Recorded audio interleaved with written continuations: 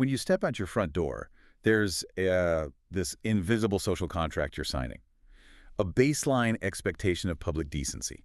Like you walk on the right side of the sidewalk, you keep your voice down on the train, Yeah. you don't throw your lunch at strangers. Right. Yeah, Yeah, it's the unspoken glue of civil society, built entirely on mutual respect. exactly. But what happens when someone just decides to tear up that contract for profit? Today, we're welcoming you to a deep dive into a huge stack of sources, international news reports, Wikipedia entries, tech discussion transcripts, all to explore the pretty bizarre rise of nuisance influencers.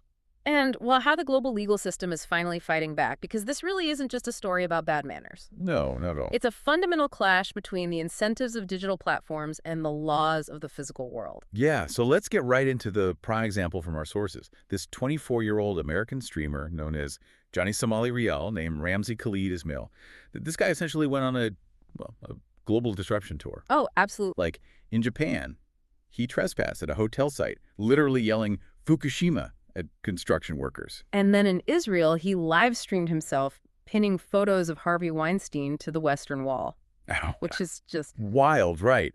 And then in South Korea, he basically terrorized pedestrians with foul-smelling fish, purposely spilled noodles all over a convenience store, and kissed a memorial dedicated to victims of wartime sexual slavery. yeah, every single one of those acts is a calculated escalation. It's all designed to be increasingly inflammatory. Wait, I mean, I get the whole class clown analogy, Yeah. but a high schooler is actually trying to get a laugh. When I look at this guy's actions, I really have to ask, is he actually trying to entertain anyone, or is this just a purely cynical business model? Like, who is the actual audience for someone throwing fish at people? Well, that's the core of the issue right there. It's not really about entertainment. It's an arbitrage of human psychology. How so? So when he spills noodles on a counter, people rush to the comments to tell him he's an awful person. But the platform algorithms, they don't read the sentiment of those comments. They just see the engagement. Exactly. They clock the keystrokes and the watch time. So he's actively weaponizing the public's desire for justice to fund his own bank account. As long as you hate watch, the algorithm pays out. Wow.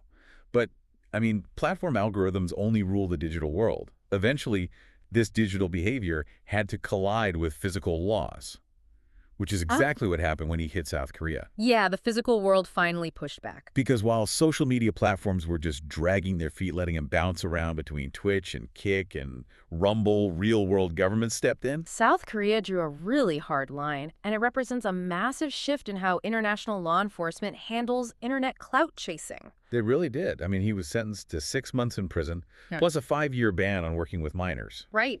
And the sources detail his court appearances, which were pretty defiant. He arrives late, he called South Korea a U.S. vassal state, and he even tried to wear a Make America Great Again hat indoors before he was barred from doing so. Yeah.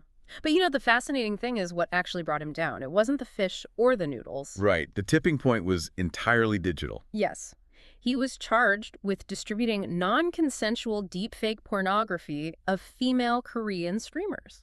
Which is just awful. It is, and it's exactly what makes this a landmark case. By pushing all these boundaries, streamers are inadvertently forcing countries worldwide to rewrite their legal frameworks. Like having to rapidly update their penal codes to specifically criminalize nuisance streaming. Right, he stress-tested the legal system, and the system is adapting to fight back. So, for you listening, it's easy to look at this and think, well, it has nothing to do with us. You and I aren't out there throwing noodles at cashiers. No, thankfully. But we are the other half of this equation. Every time we watch a rage bait video or, leave an angry comment telling a creator how awful they are, we are funding this exact ecosystem. Because the algorithm cannot tell the difference between your outrage and your endorsement. It just sees your attention. Exactly. That invisible social contract we talked about at the start, it's currently being rewritten in real time by courts and lawmakers just to deal with internet clout chasers. But I want to leave you with this thought. If international governments are now actively drafting laws to criminalize public streaming that causes a nuisance, how long until those very same laws are used to restrict everyday citizens from innocently recording in public spaces?